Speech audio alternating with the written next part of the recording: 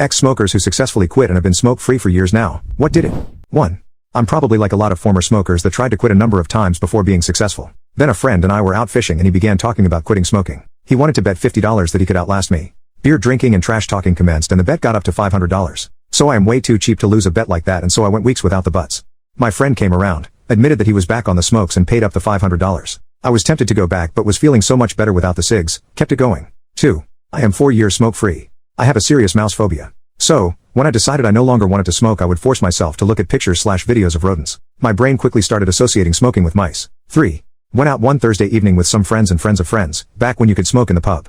Got chatting to a girl, hit it off, and at the end of the night, said our goodbyes and parted with a vague plan to meet up again, maybe next week. Friday lunchtime, lasagna and a pint with some of the group from the night before. I lit up a cigarette after eating, and the friend, who had introduced me to the girl the previous night, mentioned, "Oh, you know that girl you were talking to last night? She's not a big fan of smoking." I thought for a brief moment, stubbed out my Camel, crumpled up the packet that was left, threw my lighter, and have not been tempted to light up since. That was 1990, and this May, we will have been married for 32 years. 4. Drove 10 hours with my father-in-law in the car.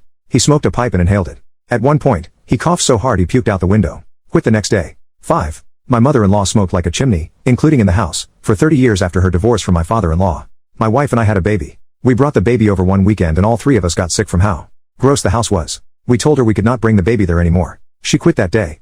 I haven't smoked in 5 years. 6.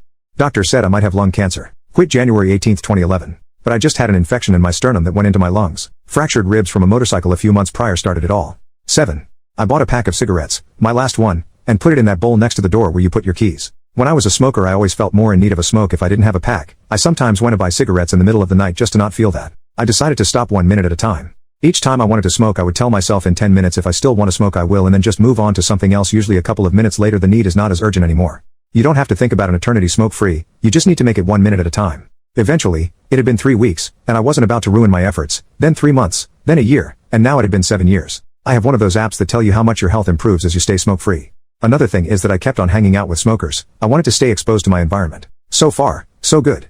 I still get cravings, but I don't act on them. But once a smoker is always a smoker. I could relapse if I start smoking again. 8. Someone basically pointed out to me that I'm paying money to a billion-dollar industry to delete me slowly. When I realized how effed up that was, I quit cold turkey. 20 years smoke-free.